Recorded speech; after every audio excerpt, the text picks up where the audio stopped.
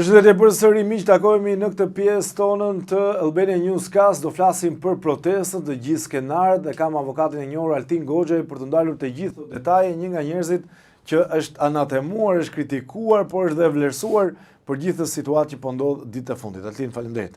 Dhe kam pranuar me shumë kënaqësi ftesën tënde sepse kësaj herë kemi rastisur në studio, kemi pas një komunikim shumë të shëndetshëm bashkë, parë se kemi qenë dy istikamet të ndryshme.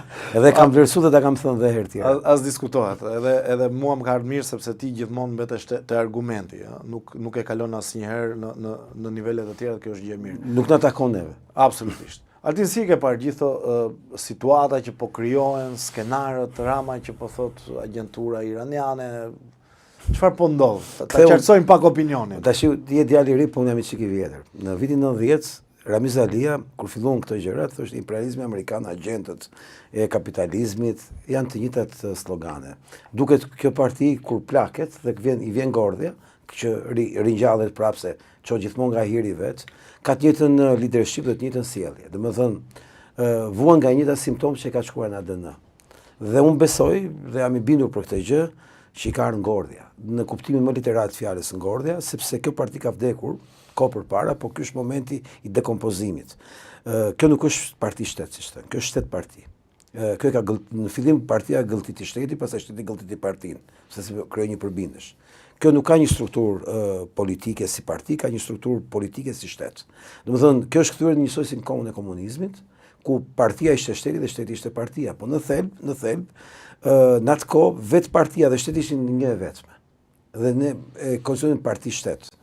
Në fakt, unë kam arritur konkluzionin që ky transformim i është shtet parti. Pse e them shtet parti? Sepse vetë struktura e organizimit të partisë është bërë brenda shtetit. Pra nuk është më jashtë shtetit. Edhe mënyra se si funksionojnë me bizneset, me gjërat, është nëpërmjet shtetit. Edhe mënyra si funksionojnë nëpërmjet militantizmit është nëpërmjet shtetit. Pra gjithë mekanizmi është shtetëror, ku vetë shteti ka vdekur brenda si shtet dhe është kthyer si thosh në një organizim të një strukture qeveritare që nuk ka ministra, nuk ka zëvendësministë, ka vetëm drejtor. Pra janë thjesht nivel ekzekutiv. Për shembull, Amerika ka sekretar shteti, për shembull. Dhe ka zëvendësekretar shteti. Këtë hierarkia e saj është si një korporat, sistemi amerikan, me departamente, ka president, po nuk ka kryeministër, më kupton logjikën. Edhe kjo strukturë e re, kjo është thjesht një strukturë e një hierarkie nga lart poshtë, ku është konsoliduar pushteti i njëshit, që është Edi Rama, i cili në fakt e ka kthyer qeverinë në një marrëdhënie horizontale me shumë grupe interesi, që janë bota e krimit, janë bota e biznesit, janë ata që PD-ja i quajnë oligark, po në fakt PD si i takon të quajë oligark, sepse janë oligark për PD-n, por për Ramën për mua janë zarë. Dhe gjithë kjo strukturë që ka ngritur ky sistem është një kartel i madh, pasi nëse për shembull Zvicra ka arin si kundërvlerë të frangës, Amerika ka naftën si ekuivalent të dollarit, pra që është petrodollari, Shqipëria ka kokainën, domethënë paran që buron nga kokaina. Në moment që bie tregu kokainës, në raport me hyrjet dhe daljet, leku jon do kalonte një katastrofë plot.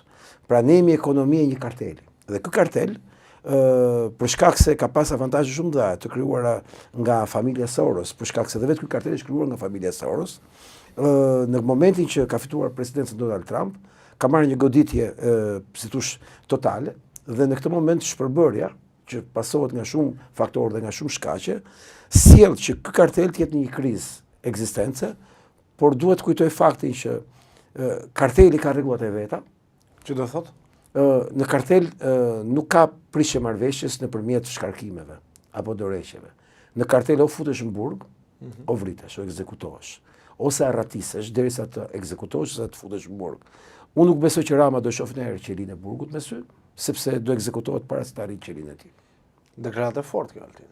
Kam kohë që e them që unë kam vënë një datë që është 2 korriku, si një profeci vetë përmbushse, për t'ia kujtuar njerëzve, sidomos Ramës, po megjithatë për t'ia kujtuar gjithë karteleve drogës, gjithë karteleve të lidhura me këtë qeveri dhe gjithë pazareve të pista që ka bërë Edi Rama me lloj mënyre duke shitur copa Shqipërinë, që ta kemë parasysh në 2 faktorë. Faktori A, Rama ka dhënë premtime dhe nuk i mban dot për shkak se është në krizë shkarkimesh. Po thua për Zvërnecin? Zvërneci është mund të jetë një prej tyre. Po, Artur Sheu. Artur Sheu. Mund të jetë dhe ajo zonë që ka marrëdhënie e Ramës në këtë situatë? Jo, besoj që të mbytet politikisht? Jo, mendoj që është më shumë. Unë mendoj që kur ti hyn në pazare me grupet që janë marrë me botën e krimit dhe bën premtime të garantuara për shkak të një konteksti tjetër kohor, dhe të një besimi tjetër, për shembull, pazar me familjen Kushter, ku Pierre, më fal, ku do me ditë më Rama për gjëra të tjera, kupton, e ka të sigurt, sepse është Kushter dhe ky vendos. Edhe përdor këta azarat e vet që PD-ja e quhen oligark, janë për PD-n oligark me vërtet. Ata marrin vendime për PD-n.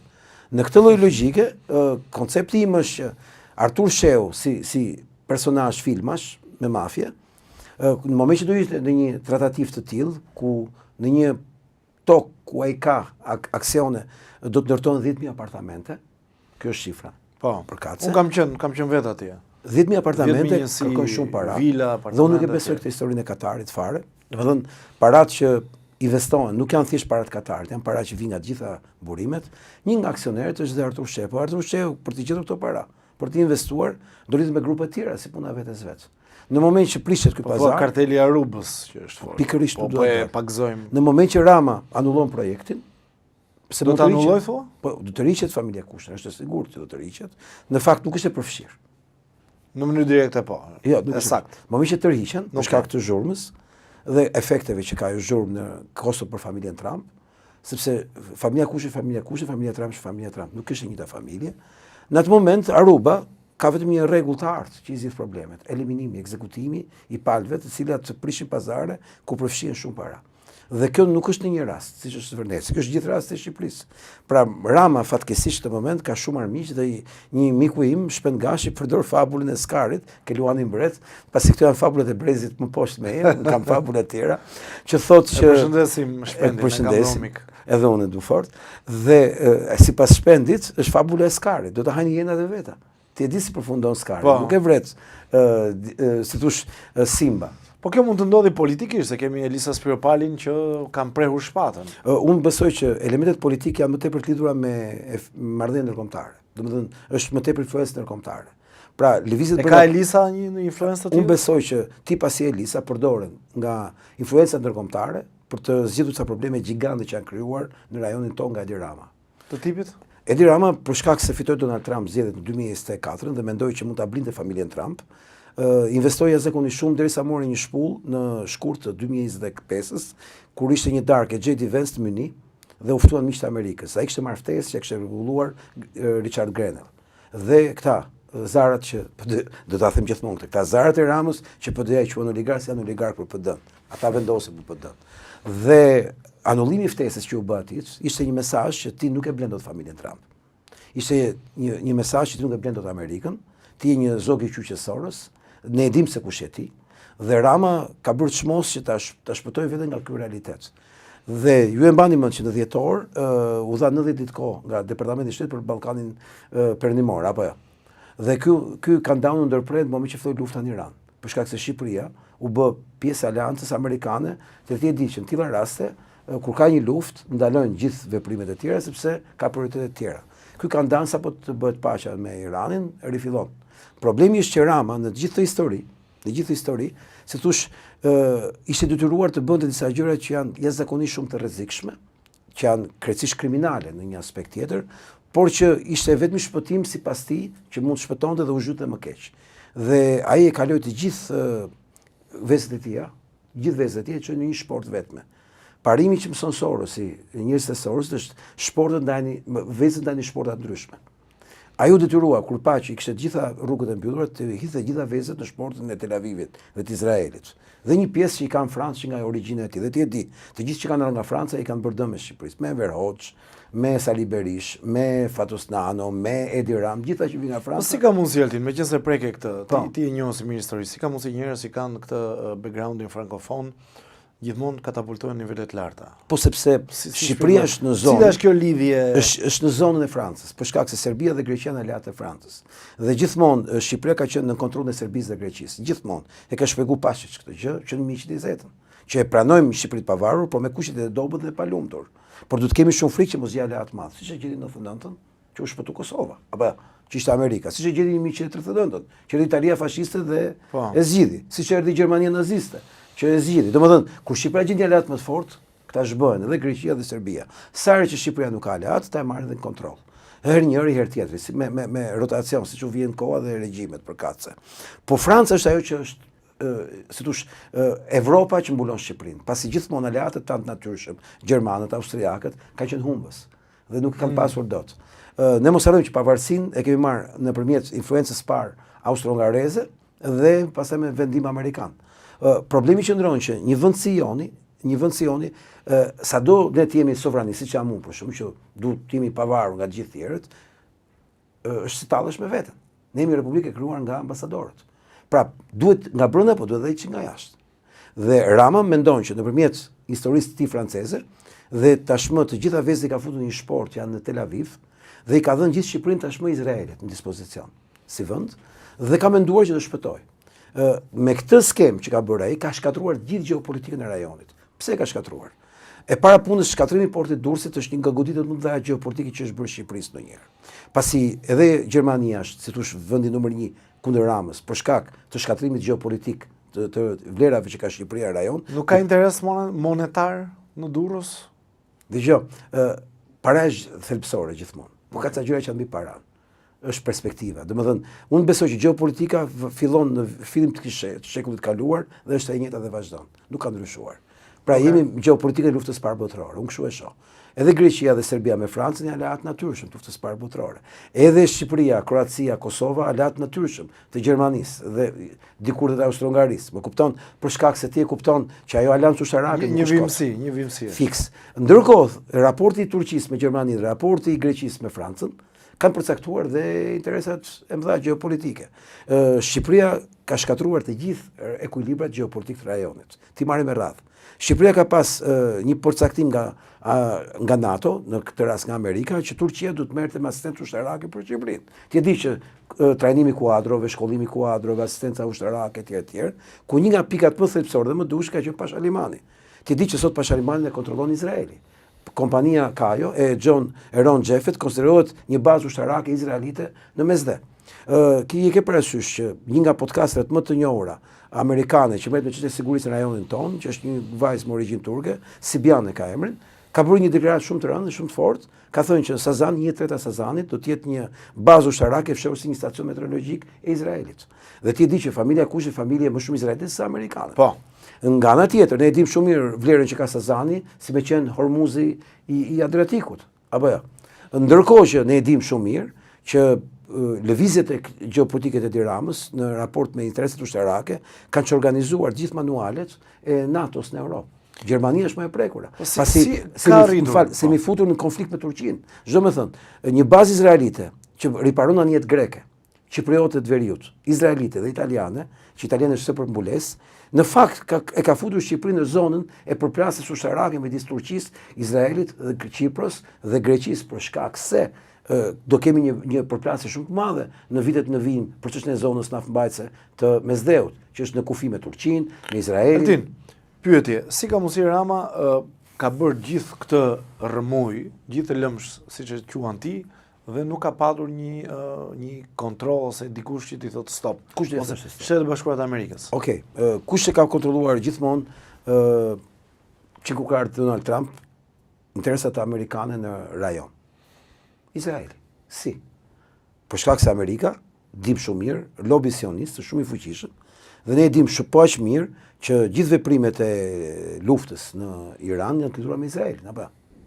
Çka do thot Rama është munduar që të bëjë si një sionist i tërbuar, duke i shpall luftë Iranit, kemi vetëm një vend në botë që kemi shpall luftë Iran përveç Amerikës dhe Izraelit. Ka vetëm dhe shtet organizues. Ka shpikur një fals flag sikur është goditur sistemi jon digjital nga Irani, pikërisht për të justifikuar këto pozicione. Por e gjitha kjo shoqërohet me një ekuilibrave rajonal.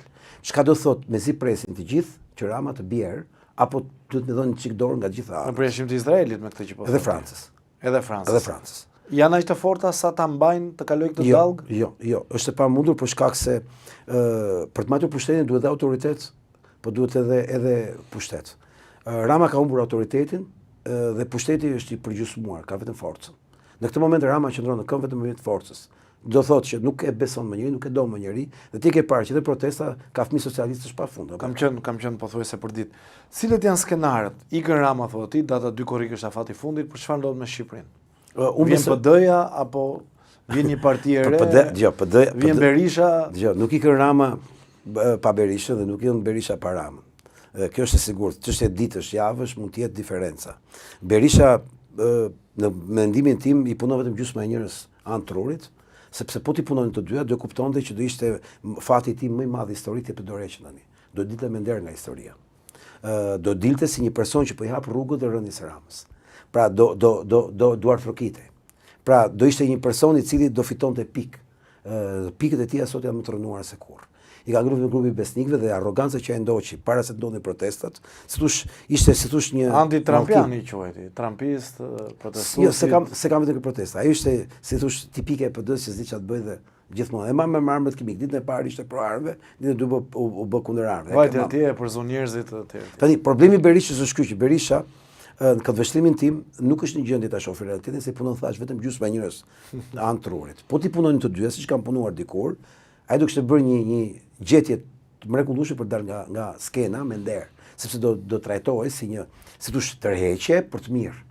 Natyrisht që atë kanë të drejta urrejnë shumë njerëz, s'kan të drejta urrejnë ca njerëz që urrejnë. Shkaqet pse urrejnë unë kam analizuar një herë që unë them që arsye pse Berisha shkaq që urryer nga socialistët nuk lidhet me arsyet që japin socialistët. Lidhet me një element psikologjik të vitit 91-92 që regjimi komunist kishte ndërtuar një shoqëri të ndërtuar në kasta privilegjesh, se gjithë pabuk ishin. Ke parasysh skeçin me Koçë de Volen që komunistët fun fare, shkun ke buka tha komunistët dorin pa bukë. Bënin sakrificë për partinë. Fiks. Problemi që Berisha u vrau atyre, jo si ishte Berisha i keqi, po ishte koha që u vrau privilegjin e shoqërisë. Pra, ata shikuan që në një moment shoqëria kishte ndërtuar atyre respektin, që ata ishin me status dhe rënia e regjimit komunist u vrau dhe statusin. Nuk ishte punë se të ankuam pse hoqin nga puna. Po u vrau statusin e privilegjit. Kthemi pak te aktualiteti, se unë e di me ty mund të rim 2 orë. Futem. Po kujtua Berisha dhe arsye. 2 orë, po ndalemi pak te skenar. Çfarë ndodh? Ikën Rama, vjen Berisha, ishte pyetja. Ka 3 skenar. Apo kush vjen? Ka 3 skenar. Rama zvarritet në pushtet duke u përplasur me ne në nivelin online dhe si thosh edhe po e bën, ka filluar. Ka marrë ndrifugën tash, ka kthyer me urgjencë nga azili. Endri Fuga nuk iku me sherr nga Rama, iku për shkak se ishte konflikt interesi midis Ramës dhe Veliajt. Endri Fuga është vendosur të jetë krau djathi i Ramës në PR në vitin 2007 nga Finkelstein, një çufo që e solli Sorosi për t'i mësuar Ramës se do bëj. Senator apo? Jo, ishte senator. Jo, ishte thjesht menaxher fushatash. Një çufo tipik me fjalë i mençëm homoseksual, i cili ndërtoi si thosh një harem të vogël dhe i tha Ramës, "Ky bën për këtë punë dhe këtë do marrësh." Dhe mori atë funksion jo nga Rama, jo nga Finkelstein, por Finkelstein ishte ai rekrutuesi, por e mori nga Sorosi. Dhe ky do shërbente për të krijuar pushtetin e Ramës që të trashëgojë ke Veliaj. Në momentin që do fillonte konflikti Rama-Veliaj, që do azgjësohej Veliaj, në atë moment Fuga u vendos në konflikt interesi, sepse duhet të shërbente për të dy. Dhe atë moment ai u largua. Në këtë moment Rama ka thirrur me urgjencë, sepse nuk di si të përballet më, sepse ka 2 vjet në si thosh, e di si shpuna do ta krahasoj Ramën me gjithë skenarët me Alipash Tepelen.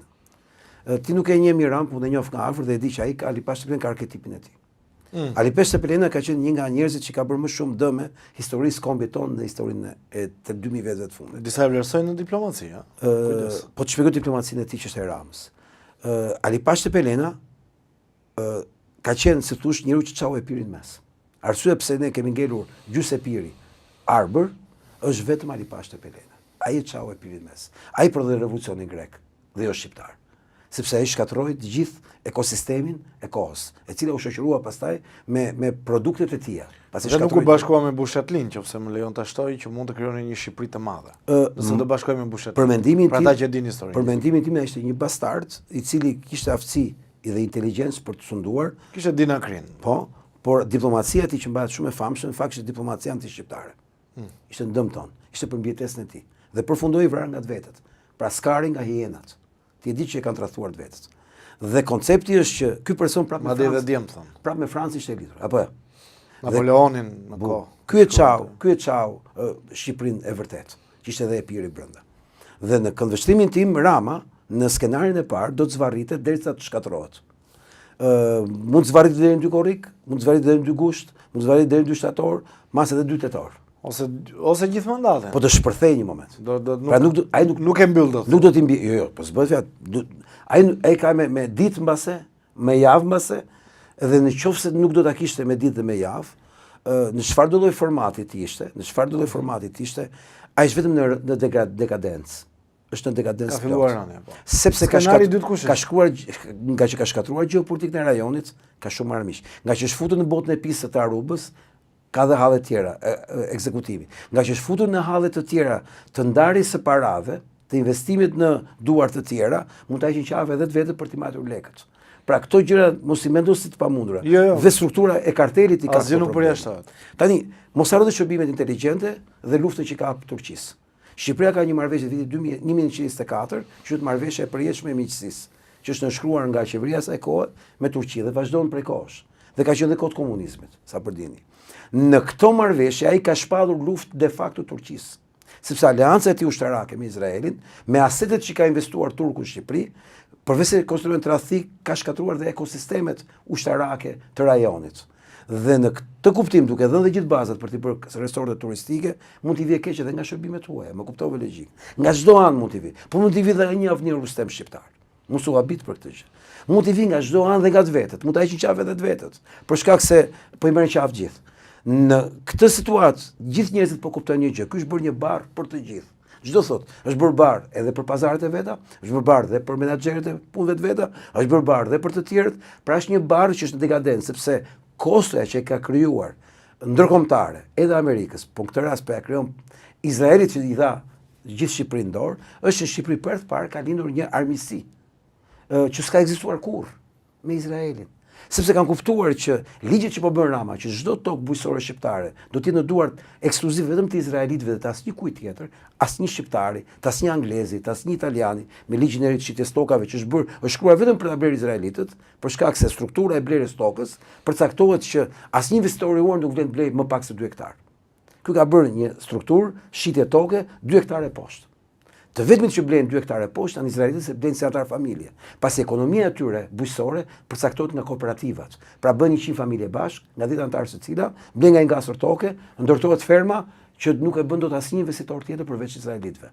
Dhe ky tash të gjithë tokat bujqësore do t'ia detyroj banorëve të fshatit që janë brenda apo jashtë Shqipërisë t'ia shesin vetëm atyre, se s'mund ta marrë me bardhën e fiskale, me ligjin e ri të kadastrës fiskale. Pyetje, Soros ku është në gjithë të lojë? Është apo jo? Soros e ka themeluar këtë histori. Soros është familja e cila është pjesë e historisë Rothschildëve, që është krijuar në vitin 1967. Parat e investimit, pra ai milion shqiptar është dhe nga Rothschildët, Sorosi ku ka krijuar Quantum Fund në ishut Gurachao në Antillet Hollandeze, zonë Pataksa, ku e kishte të përjashtuar mundësitë të bashkëpunimit me qytetarë amerikanë, që të mos kontrollohej nga Amerika për shkak se pastrimin e parave të kokainës në Amerikën Latine. Kur i bëri miliardin e parë, u angazhua me CIA në Evropën Lindore dhe kështu themeloi perandorinë e madhe. Nëse familja Rothschild themeloi Izraelin, familja Soros po themelon Izraelin e ri të shoqërisë së hapur në Ballkan, që është Shqipëria. Dhe në këtë lloj formati, të gjitha gjërat që unë kam lexuar, kam parë, kam kërkuar, më ka dalë që arsye pse u shpopullua Shqipëria, me 1 milion të ikur brenda 13 vjetëve, është një çufosh që quhet Ricardo Hausmann, që është nënshkruar një kontratë, profesori që mori honoris causa para një muaji, që është personi që bëri i Harvardit mos gaboj. Po, si do shpopullohet Shqipëria dhe si do ripopullohet, unë kam video, dokumenta që përcaktojnë se si është bërë agjenda e të gjithë shpopullimit të Shqipërisë nga ky person. Dhe ky për llogarit Sorosit. Dhe po ky person përcaktoi agjendën e ripopullimit të Shqipërisë me sklever nga India, Filipinet, Amerika Latine, Ukraina dhe tani po bëhet një marrëveshje e re për një zonë on Indonezion, Malezi, që janë popull friendly me izraelitët. Pra, edhe imigracioni nuk është spontan. Nuk është më Bangladesh. Është i zgjedhur me popull friendly, me kolonë të ri që do vinë në Shqipëri. Pasi të gjitha tokat bujqësore të Shqipërisë do të jepen kolonëve të ri që po largohen nga Izraeli, se fitojnë më dot në Izrael. Pra kemi të bëjmë me një eksod nga Izraeli, që vjen prej 3 vjetësh, që ka shkuar rreth 1 milion izraelit, po largohen nga vendi i tyre. Këta njerëz duhet të rinë të organizuar në komunitete, nuk mund të shpërbëhen, të shpërndahen tiki secilit punoj si emigrant, më kupton logjikën. Dhe këta po ndërtojnë në Shqipëri koloninë e tyre. Edhe Vezvërneci nuk ishte edhe aq fake news e fotografia me inteligjencë artificiale, sepse 10.000 apartamente nuk ndërtohen për një resort turistik. 10.000 apartamente është një qytet. Po. Që do thotë është një koloni. Dhe gjithë Shqipëria, po ti shohësh, me paketën e maleve, me paketën e fushave, me investitor strategjik, janë të gjitha me defekte. Ti nuk gjen dot një investim në Shqipëri që të jetë pa defekte ligjore. Nuk ekziston një projekt i vetëm, se janë 120 akte duhet plotësosh. Askush i plotëson 120 akte, pra kanë cen. Pra në ADN-n e tyre ka një defekt. Kjo do shërbej nesër që kur të vi për t'ia u bler aksionet këtij resorti, kësaj pakete etj, do i thotë, dëgjoj, ty ta anullohet fare, më mirë me këto lek. Altin, koha ecën shpejt, do doja të rinim shumë gjatë. Për skenari 2. Jemi në fund. Skenari 2 i Ramës. Shkurtimisht, janë 5 minuta të fundit. Skenari 2 i Ramës është që të shpallë zgjedhjet parakoshme, që do të refuzohet masat e me dhunë. Sepse askush nuk i do zgjedhjet parakoshme, pasi patronazhistët, KQZ-n, komisionerët i ka Berisha me Ramën. Dhe kjo Qartazi PD-ja nuk dhe kjo do të ishte përplasje fizike, do ishte dhunë. Do të shpërthente një revoltë e madhe në Shqipëri. Këtë e do edhe Adruk Groshejaj, këtë e do edhe Arlind Qori, këtë e do edhe Sali Berisha, do edhe Edi Rama, e do edhe Adriatik Klapaj. Pse? Sepse këta duan të vjedhin pa kënaqësinë popullore nëpërmjet votave të tyre dhe nëpërmjet sistemit ta mbajnë. Por nuk ja kanë dalë, qartazi. Skenari i tretë është ajo që kërkohet. Qeveri teknike, 1 vjeçare, që bën reformat bazë. Po kush e vendos, Altin? Janë dy aktor. Është opozita dhe pozita B. Po. Është edhe një aktor i tretë që ka përcaktuar fatin e kësaj historie. Është protesta. Dhe kjo protestë do të jetë socializuar shumë shpejt edhe me si thosh përfaqësi publike. Do ketë? Do ketë, se s'bën. Do dali shpejt beson? Është sigurt që del shumë shpejt. Dhe përfaqësia do të jetë jo e bazuar ke një individ, ke një kap mikrofon, ata janë si thosh menaxher pune. Po. Do të jetë përfaqësimi i opinionit publik që do të ketë njerëz të pakënaqur, që janë majtas djathtas me një formim të caktuar, cilët do të jenë pala që do të jetë përballë presidentit. Pra ti nuk mund ta vendosësh të si çdo ti, sepse tashmë ekziston një forcë shumë e madhe. Cila është forca shumë e madhe? Çdo polic dhe çdo gardist aty i ka fëmijët në tur. Rama vërtet mund të mendojë që ka komandant që mund të ketë ushtar. Po ka rënë ky sistem pak a pak. Ka rënë. Çdo ditë që kalon, Rama është më i dobët se kurrë për të pasur urdhra për të shtypur popullin.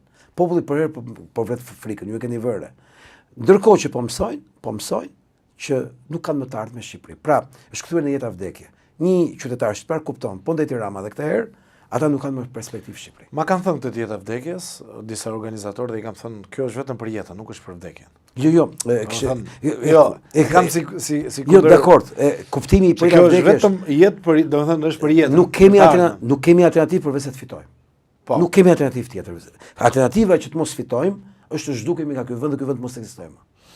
Altin, për ta mbyllur, ke folur bashkë me Shpet Gashin, mikun tonë e përshëndesim përsëri, po ti je shumë aktiv në podcast me atë, prandaj po e citoj, për armiq që duan ta prishin protestën. Kush janë këta armiq? Janë të brendshëm, të infiltruar, nuk i quaj armiq. Çdo ditë kanë qenë skenare kundër protestës. Por ka një energji që vjen nga lart, nga Zoti, e cila ka krijuar gjithë të frymë. Një energji kaq pozitive, ti ke parë, të ndodhte ty ta mendoje, të fantazoje, 3 javë darësh proteste dhe mos ketë sherrë, mos jenë me grushta shqiptarët, vetëm të bukur, të mirë, të sjellshëm. Është një energji që vjen nga lart. Është energjia që shkruhet në librat e shenjtë. Ti e di shumë mirë që kur Mojsiu mori popullin e tij, nuk mund ta gëzonin kur tokën e premtuar, sepse duhet lindte një brez liri që ta gëzonin. Ky është brezi i 97-s. Ky ka lind liri. Brezat përpara këtij kanë një sklavëri.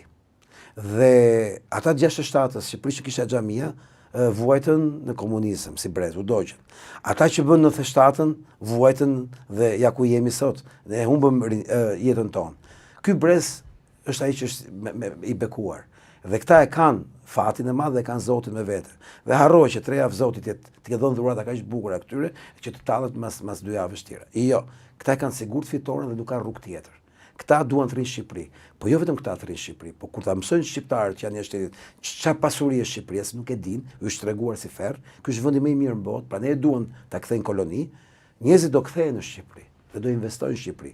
Ky vend ka potencial që se ka asnjë vend në botë, po ta kapësh për territorin që ka dhe formën dhe aftësinë e shqiptarëve për çka që vogël me shumë resurse të zakonshme. Shqiptari i çmendur është guximtarit i smur. Ka një shpirt amerikan investimi. Njerëzit e quajnë budallaq, bën kioska, pastaj aprishën, bën ndërtim paleje. Nuk kuptojnë që ky është potencial i zhvillimit. Altin Goxha, faleminderit. Erdhëm në fund, po do kemi mundësi edhe herë tjera të rim më gjatë bashkë. Ma premton. Ty asnjë s'mund të ta refuzoj ftesën. Faleminderit. Ndërkohë, erdhëm në fund edhe të kësaj serie, të këtij episodi të Albania Newscast. Bëni komentet tuaja, bëni subscribe, jepni edhe mendime, sugjerimet, patjetër që do të reflektojmë edhe në episodet e radhës. Dhe atëherë ju uroj gjithëve një javë sa më të mbar.